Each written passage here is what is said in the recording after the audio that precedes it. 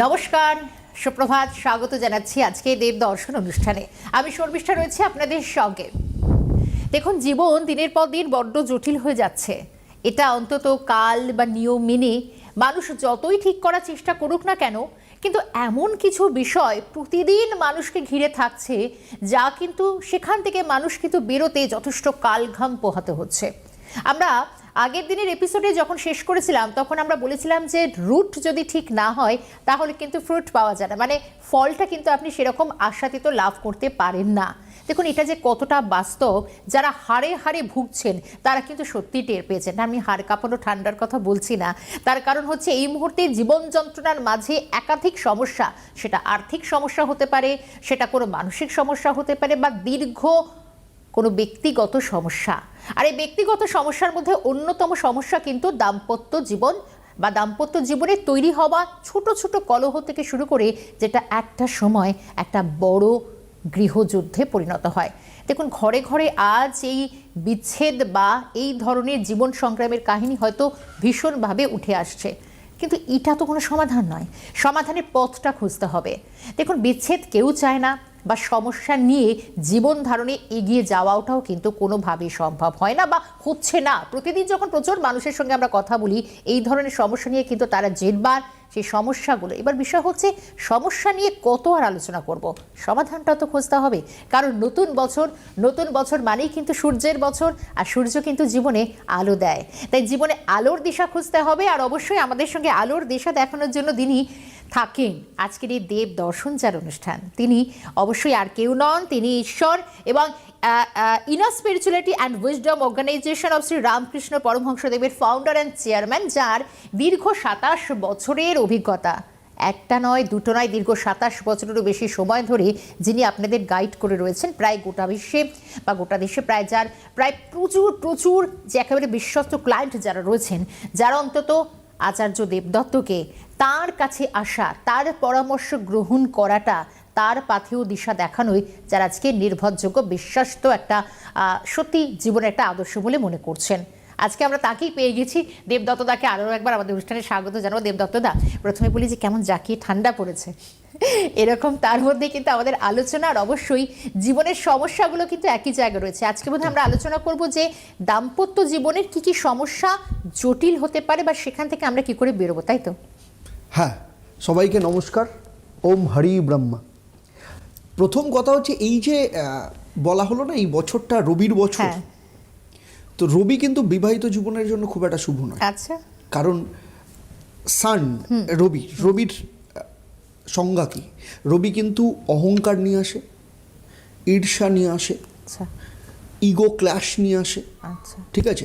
আবার ক্যারিয়ারের ক্ষেত্রে রবি কিন্তু খুব ভালো সাপোর্ট দেয়।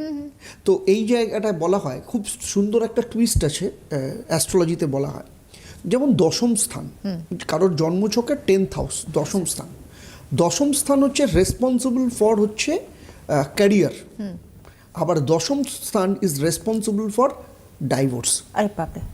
তার কারণ হচ্ছে দশম স্থান যদি কারোর খুব স্ট্রং থাকে তাহলে কি হবে? দশম স্থান যদি খুব ভালো স্ট্রং থাকে তার মানে সে ক্যারিয়ারের ক্ষেত্রে সে ভীষণভাবে ফোকাস থাকবে, ওয়ার্কহলিক হবে তার সমস্ত কিছু। তো তার পাশাপাশি কি হবে? সে ফ্যামিলির জন্য সময় দিতে কম পাবে, নিজের ক্যারিয়ারের ব্যাপারে অনেক বেশি ফোকাস থাকবে রাদার দ্যান পার্সোনাল রিলেশনশিপ। দুটো বিপরীতমুখী হয়ে গেল, একদম বিপরীতমুখী। তো রবির এই জায়গাটা একটা বিরাট বড় একটা ভূমিকা রয়েছে সান এই বছরে। তো এই বছরে কিন্তু আমরা এই রকম ধরনের প্রচুর ক্লাশ দেখতে পাবো। যেমন গত বছরই মঙ্গলের বছর ছিল, মঙ্গলও কিন্তু রেসপন্সিবল হচ্ছে যেটাকে বলা হয় ডোমেস্টিক ভায়োলেন্স। আমরা কিন্তু প্রচুর ডোমেস্টিক ভায়োলেন্স দেখেছি ভীষণভাবে, এবং অনেকগুলো আমরা নিউজে আমরা হেডলাইন পেয়েছি অনেকগুলো।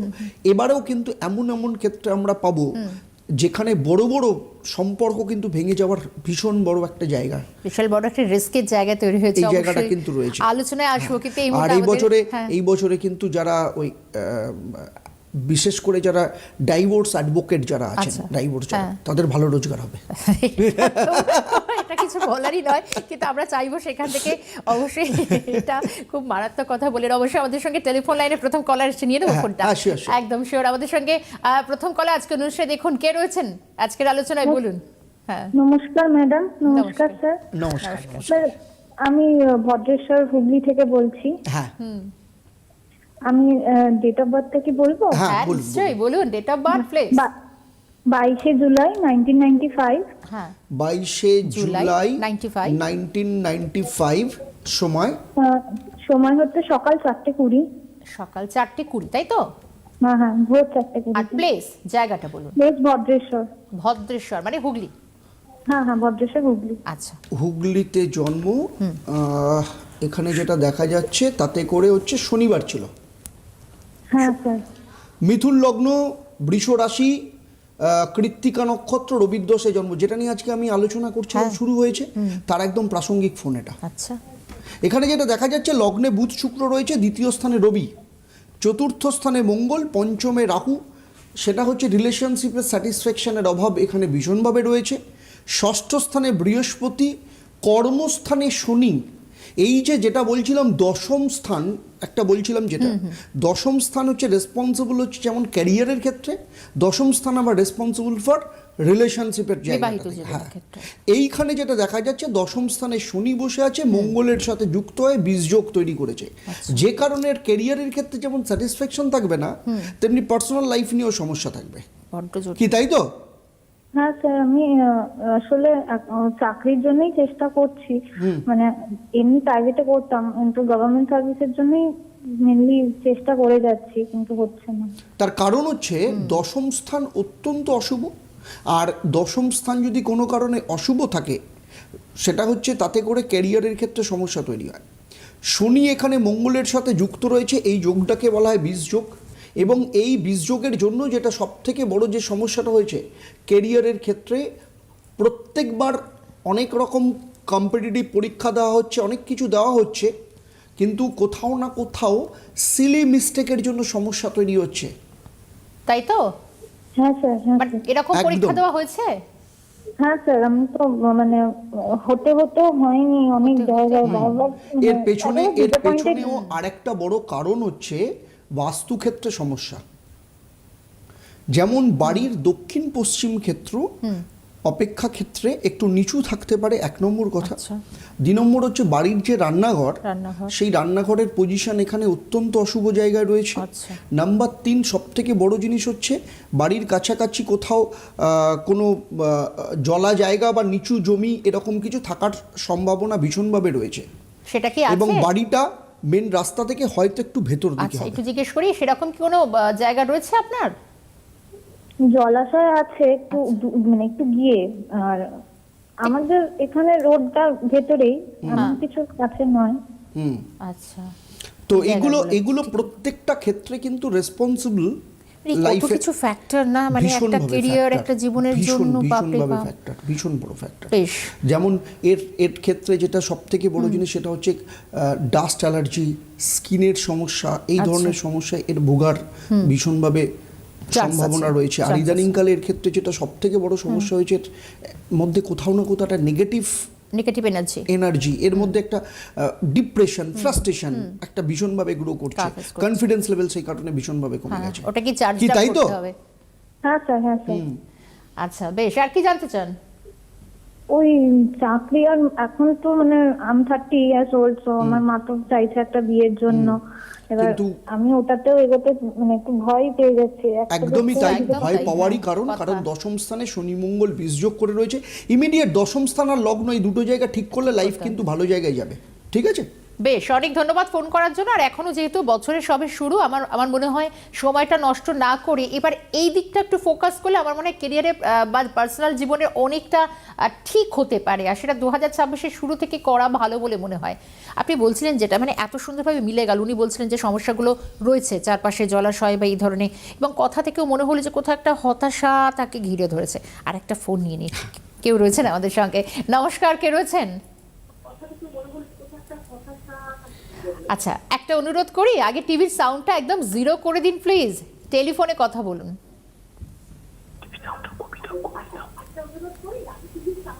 হ্যাঁ তুমি তো হ্যাঁ, একটু তাড়াতাড়ি করুন, এবার বলুন হ্যাঁ, প্লিজ। বলুন। হ্যাঁ, হ্যাঁ বলুন।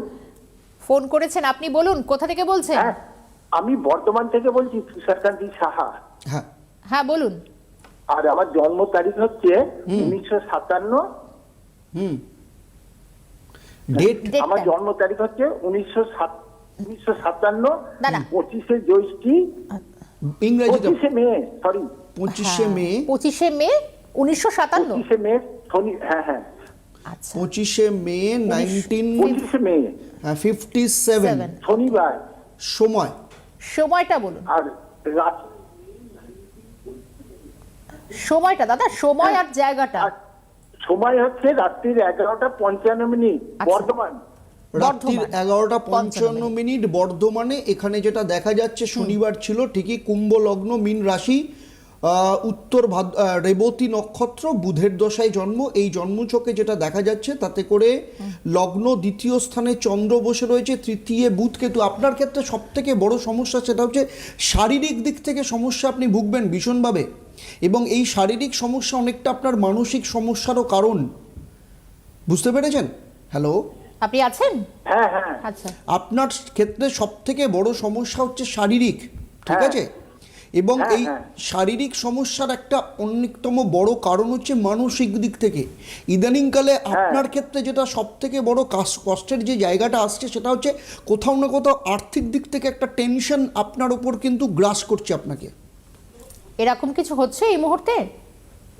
হ্যাঁ হচ্ছে। মানে এই সমস্যাগুলো রয়েছে, তাই তো? হ্যাঁ আপনি এর আগে কাউকে দেখাননি? আপনার জন্মছক অনেক আগেই আপনাকে কর্মক্ষেত্রের জন্য আমি জানতে চাইছি। হ্যাঁ হ্যাঁ। বলুন। আমার এটা কাজ করছে। হ্যাঁ বলুন বলুন। হ্যালো, হ্যাঁ আপনার ইনসিকিউরিটি সব থেকে বেশি কাজ করছে আপনার লাইফে। হ্যাঁ বলছি আমি এক জায়গায় আপনি এক জায়গায় কাজ করেন, তারপর? আমাকে জবাব দিতে চিন্তিত হয়ে আছি। কথা কেটে যাচ্ছে দাদা, বলুন। তারপরে সেখান থেকে না আমাকে পৌষ মাসেতেই একটু জবাব দিয়েছে। হ্যাঁ, জবাব দিয়েছে। তার জন্য আমি তার সেখানে পেছনে কাজ আরেকটা করতে বড় চাই। কারণ দেখুন, আমি আপনাকে বলি, অনেকগুলো কারণ আছে। যেমন ধরুন আপনার জন্মছকে যে সব থেকে বড় সমস্যা এই যে তার কারণ হচ্ছে আপনার চতুর্থ স্থানে রবি শুক্র দারিদ্র্য যোগ করে রয়েছে। আচ্ছা। একটা বয়সের পর আপনার ক্ষেত্রে কিন্তু দারিদ্রতা আসতে বাধ্য। সেই জন্য জিজ্ঞাসা করলাম এর আগে কখনো দেখিয়েছিলেন কিনা। তার সব থেকে বড় প্রমাণ কি জানেন? আপনার বাড়ির বাস্তু। আপনার বাড়ির কাছাকাছি কোনো ইলেকট্রিক্যাল পোল কিংবা ময়লা ফেলার জায়গা বা কোনো গার্বেজ আপনার বাড়ির কাছাকাছি রয়েছে। আচ্ছা। আছে কি এরকম? আছে, থাকতেই হবে, তাই তো? থাকতেই একদম। হবে। 2 নম্বর হচ্ছে, 2 নম্বর যেটা সব থেকে বড় জিনিস সেটা হচ্ছে আপনার ক্ষেত্রে চতুর্থ স্থান সেই কারণে আপনার ক্ষেত্রে অশুভ হয়ে গেছে।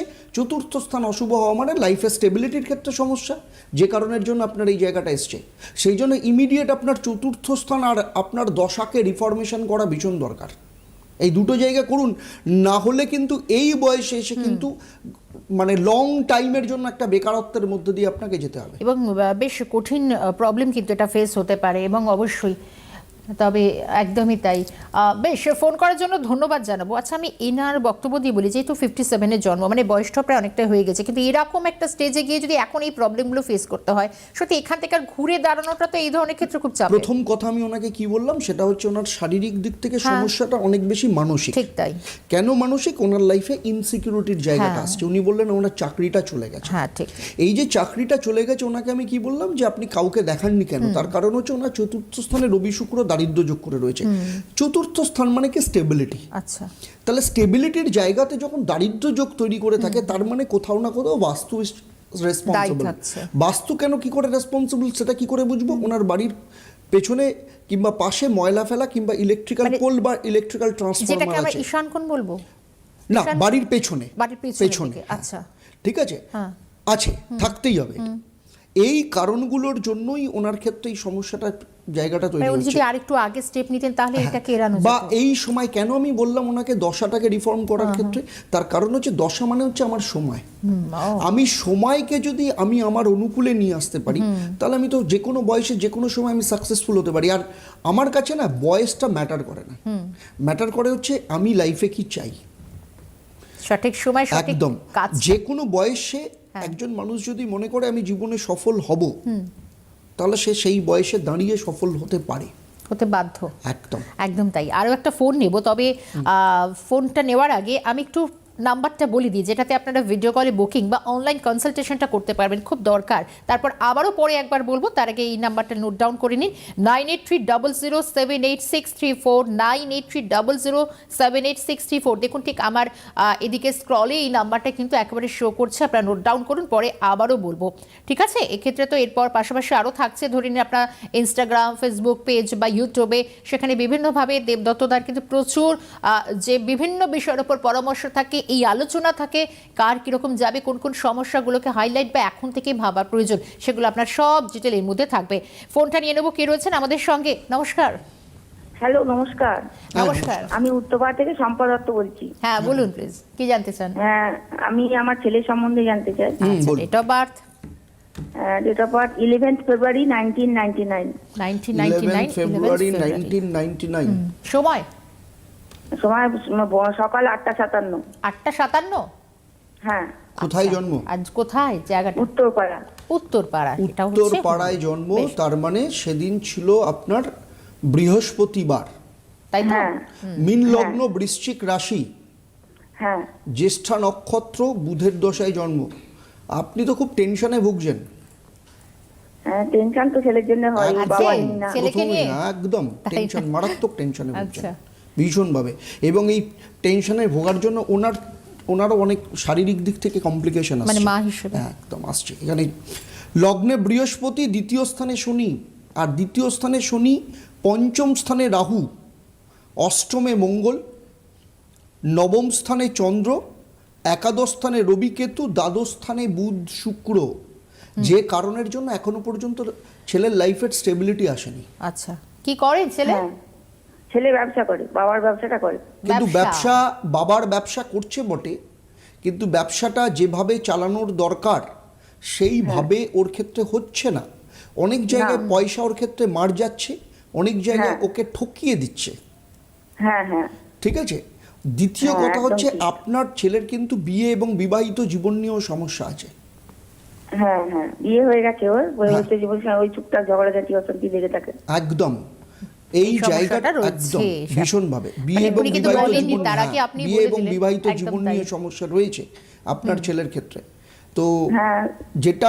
যেখানে সব থেকে বড় জিনিস, আপনার ছেলে কিছুতেই ম্যানেজ করতে পারছে না। মানে কোনো কিছু না। ট্যাকল করতে পারে না, ম্যানেজ করতে পারছে না। অনেকেই ওর বিবাহিত মাথা, জীবনটা কেমন যাবে স্যার? আমি তো বলেইছি ম্যারিড লাইফে সমস্যা রয়েছে। এই ম্যারিড লাইফের সমস্যা ওর ক্ষেত্রে আরও বেশি করে, বিশেষ করে আপনার সাথে সম্পর্কের ক্ষেত্রে সমস্যা তৈরি হচ্ছে। আর আপনার ছেলে হঠকারিতার মাথায় প্রচুর ডিসিশন নিয়ে ফেলে, ভীষণ, হ্যাঁ হ্যাঁ। ঠিক আছে? হ্যাঁ। আর তার সব থেকে বড় জিনিস হচ্ছে দাঁতের সমস্যায় ভুগবে, স্পাইসি খাবার খেতে প্রচণ্ড আচ্ছা ইয়ে করে, হ্যাঁ হ্যাঁ, একদম ঠিক। তাই না? হ্যাঁ হ্যাঁ। হ্যাঁ। তো বেশ।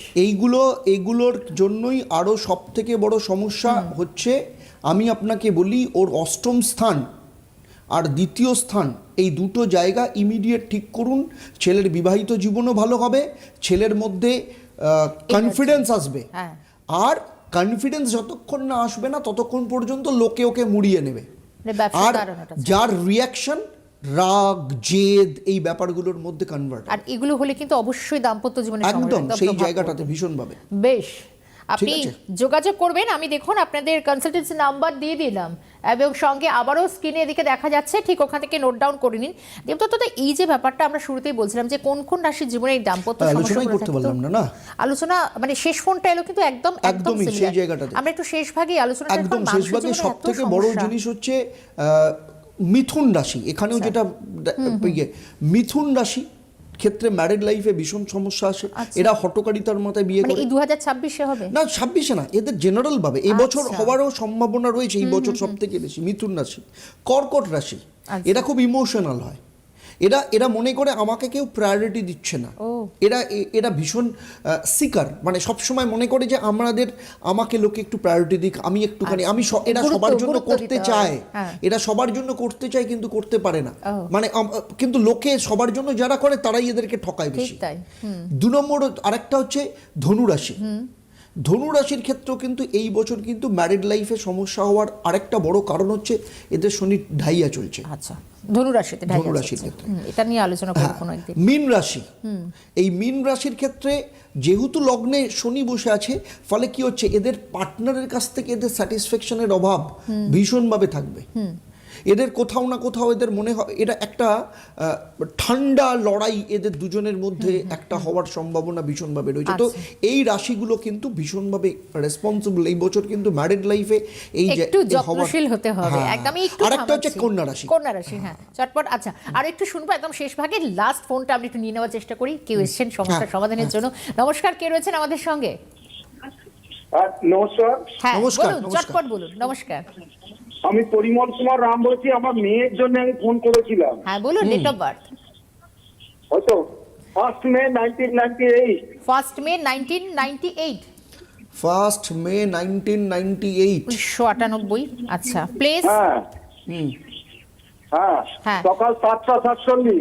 7:47 সকাল। সকাল 7:47 না 5টা? সকাল 7:47। 5:47। হ্যাঁ কোথায় জন্ম? সকাল 7টা। হ্যাঁ, জায়গা জায়গা। 7:47। আচ্ছা, 5:47 বুঝেছি, জায়গাটা বলুন প্লিজ। কলকাতায়। কলকাতা। কলকাতায় জন্ম। শুক্রবার চটপট ছিল? উত্তর দেবো আমরা। কলকাতায়। শুক্রবার ছিল। মেষ লগ্ন, মিথুন রাশি। হ্যাঁ, টিভি সাউন্ডটা তো কমাতে হবে। শুক্রবার। হ্যাঁ, আপনার মেয়ে কি আপনার কাছ থেকে দূরে থাকে? হ্যাঁ, আপনার মেয়ে কি আপনার কাছ থেকে দূরে থাকে? না, থাকে। হ্যাঁ। আচ্ছা। এবং এখানে যেটা দেখা যাচ্ছে যে ও কি কোনো প্রফেশনাল কোর্স বা এই ধরনের কিছু করছে? টিভির সাউন্ডটা তো জিরো না আপনার করলে সময়টা যায়, এবং যেহেতু 2 মিনিটের সময় আমি বলবো ঠিক আছে হ্যাঁ, আমরা। হ্যাঁ বলুন। এনআইটি ভোপাল থেকে।